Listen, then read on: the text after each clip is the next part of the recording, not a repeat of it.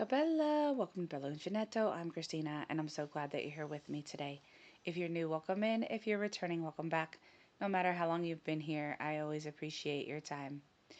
I am going to give you a little update on my portion of the liberal arts mal for January. I did a post on my channel that I had finished the book and that I was going to work on the project that I had uh, thought of that inspired me from the book. So I am going to link somewhere up here and in the description box the initial video to the liberal arts mal for the year with all of the rules and excuse me, all of the uh, explanation details, so forth and so on.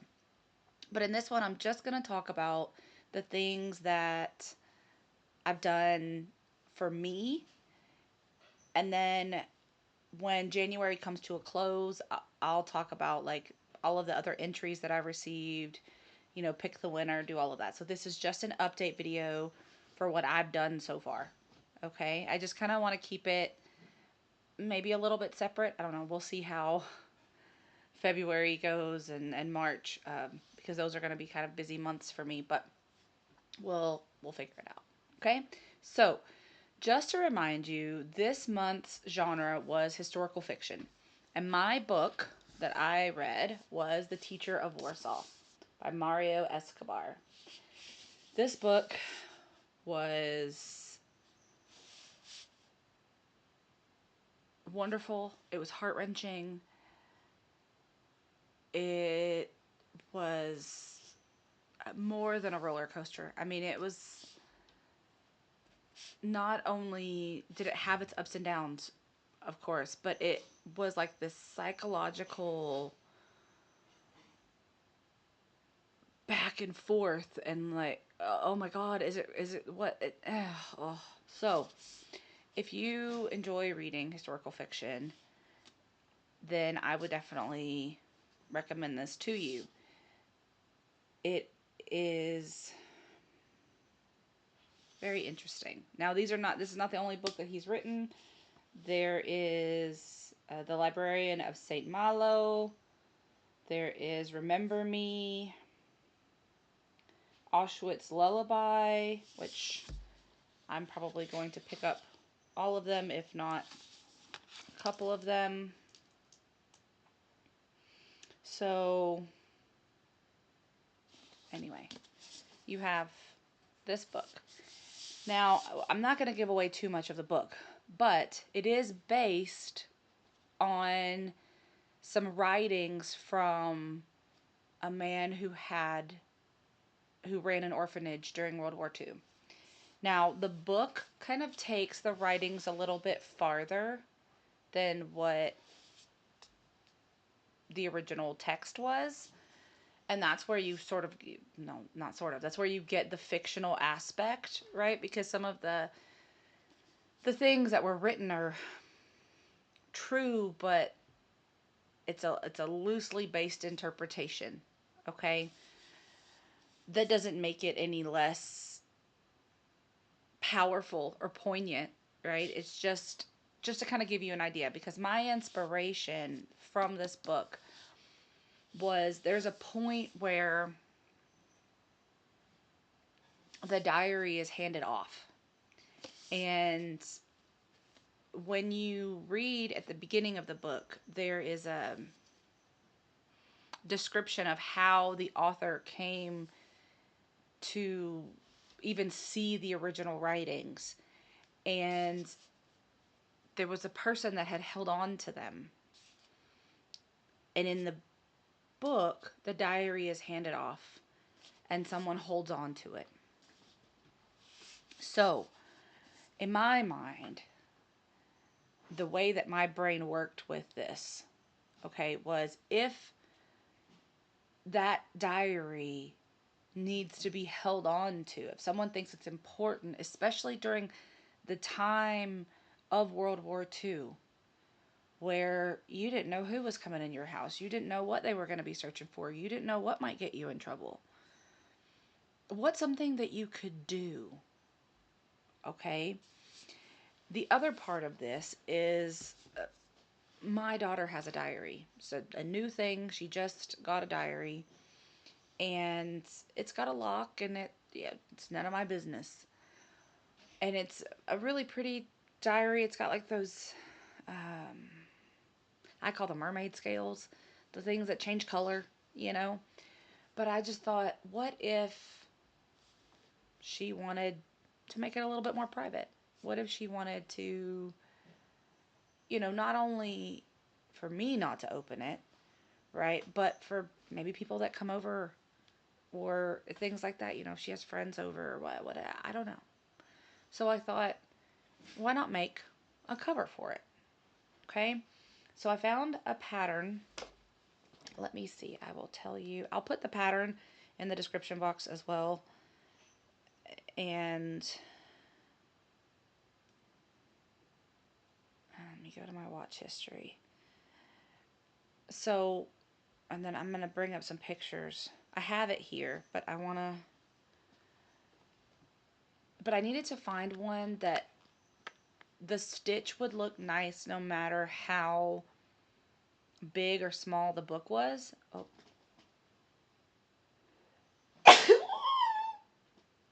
Bless me. I'm so sorry. Um, because sometimes you get like crocheted book covers or other items and they look nice if it goes to the specifications of whatever is being made in the video, but if you have to change the stitch or measure it a little bit differently, it doesn't always work. My internet is not the greatest down here, and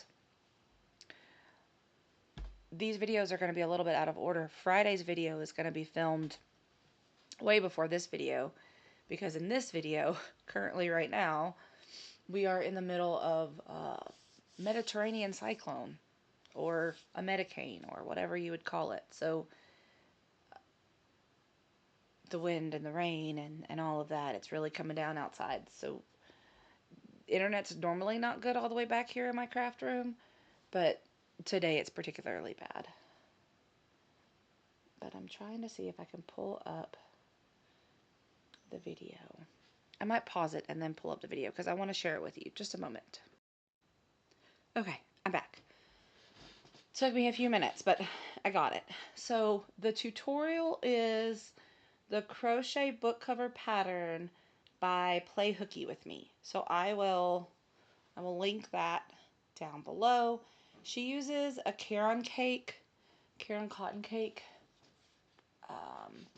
I've done something. I did a C to C in this colorway, but she in the video she like separates the colors and does the rows. I didn't do that. Okay, I did use cotton yarn. I used Lily Sugar and Cream, but I made it two different colors. So this is one colorway and this is another. Do I remember what colorways they are? No. The balls are upstairs. But I did use most of both balls for this. This is really getting blown out, and so is this. This is a little bit more vibrant yellow than... Nope. I wonder if it's the blue light that I have. Because I have the light, but then I also have my lamp that has a blue. Anyway, it doesn't matter. I'll post pictures later. I can't promise when, because I don't know when I'm going to have internet. I don't even know if this video is going to go out on Wednesday like it's supposed to. Excuse me. So, I did this in the video. She does the middle parts and then the like bobble stitches in different colors, like as she's going. I'm not doing that. I didn't do that. I just did two different sides, and these are colors that my daughter loves. They're bright, they're fun. That's how she operates. So I measured her diary and I made it a little bit bigger just because I wanted it to be able to stretch really nicely over the, sorry, I was looking at my computer. Stretch really nicely over the edges of the book. And it does. It fits really well. I have some pictures I'll show you. But I mean, if I sat there and did this without interruption, which doesn't happen because I have an insane cat, a child, a job, as a single parent, those things don't happen. So I could have gotten this done probably in one evening, but it took me a couple of evenings to get it done just because, like I said, I don't have just solid crochet time. So this is, I asked her to bring her diary to me just so I could make sure it fit. And it looks really nice on there. There's another picture. And then this is just the all laid out. It's not, you can see the colors look a lot more vibrant in the picture than they do me holding it up. But it's not on the book at that point. It's just open, so I could take a picture of the whole thing. But it does fit. It does fit really nicely. And I told her that she could have it back as soon as I finished making the video. So remember again, my entry is not going into the giveaway. I'm not going to win my own things. But it can be any sort of craft you like. Anything that inspires you from the story. It can be a character, it can be a setting, it can be a line. Just one line from the story makes you think about something else. Everybody's brain works differently. It makes me think of, there's a thing from Gilmore Girls. So I have a friend who really, really loves Gilmore Girls, and I have watched some of them. And one of the things that she likes to do is she talks about Lorelai has this thing where she's talking about how her mind works, and she's like Casablanca, Casablanca, and she gets to like monkey, monkey underpants. So, however your brain works to make the connection from Casablanca to monkey, monkey underpants, or whatever it is, whatever that inspires you to create based on the book, that's fine with me. It's not who can make the biggest thing. It's not who can make the most beautiful thing. It's not who can make the thing that takes the most time. None of that. Okay? I just want to know what from the book inspired you to make what you made. Right? That's all. So I am going to post this in my community. I'm going to post it in my Facebook group and on Instagram along with the book. Right? I'm going to put them together. See, it might even actually fit over this book. Let's see. Let's find out. I mean, I know it already has a book jacket on it, but no, it's not quite long enough. That's okay. Just worth looking at. So this is what I have, and it's going to go straight into my daughter's hands when I finish the video. And I will link the video down below. Now, remember, you do not have to read the book that I'm reading. You do not have to make the thing that I'm making. That's not how this mal works. I just want you to find a way to tie reading and crafting together. It's something that I do on a regular basis. And there are aspects of reading, I'll be like, that makes me think of this particular project, or that makes me think of what so and so made, or so my brain is constantly, and it's not always crochet, right? It's not even always fiber arts. I have people who do in my life who do a lot of different things.